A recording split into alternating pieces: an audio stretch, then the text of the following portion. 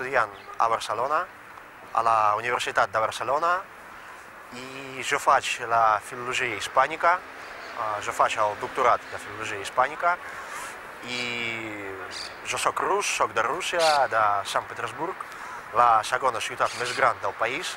Doncs les nostres ciutats tenen molt en comú, Barcelona i Sant Petersburg, perquè som els segons ciutats més grans dels nostres països, i també nosaltres, a Sant Petersburg, tenim una mica de rivalitat contra el capital.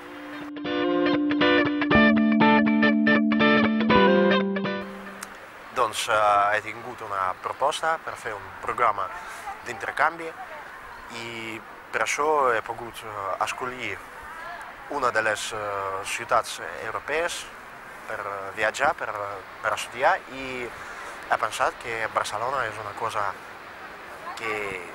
És clar que Barcelona és una ciutat reconeguda mundialment com una de les ciutats més interessants, més bonics, i per això he pensat que seria molt xulo estudiar aquí a Barcelona per practicar el meu castellà, i també aquí he pogut aprendre una mica el català.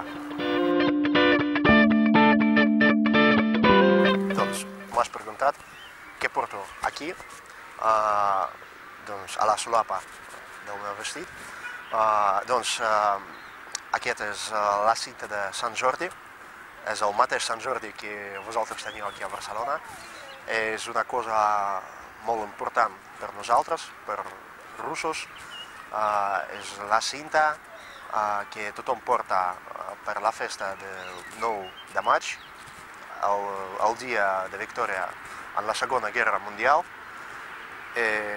Aquesta cinta es porta en commemoració de totes les víctimes d'aquesta guerra i en commemoració de la nostra victòria. I també aquesta cinta és com la cinta de Sant Jordi, té una relació amb Barcelona, i doncs per això em sembla que portar aquesta cinta a Barcelona també té una certa importància.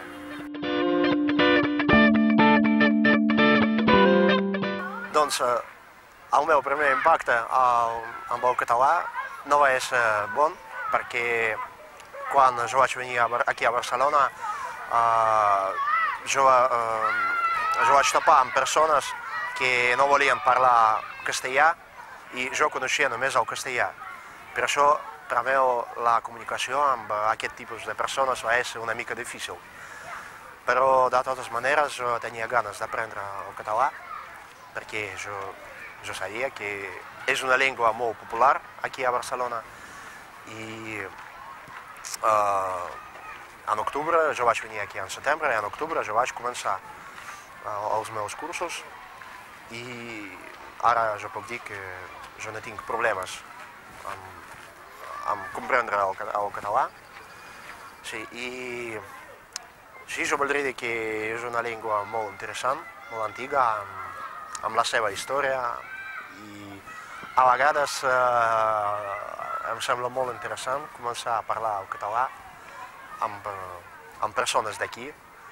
I també jo voldria dir que a vegades, quan venen els meus amics que parlen una mica el castellà, els meus amics de Rússia, i quan nosaltres fem una passejada per Barcelona i jo començo a parlar, per exemple, amb un cambrer a un restaurant, jo començo a parlar en català, això els sorprèn, és una sorpresa per ells, i jo sempre dic que no és Espanya, és Catalunya, i això agrada a tots.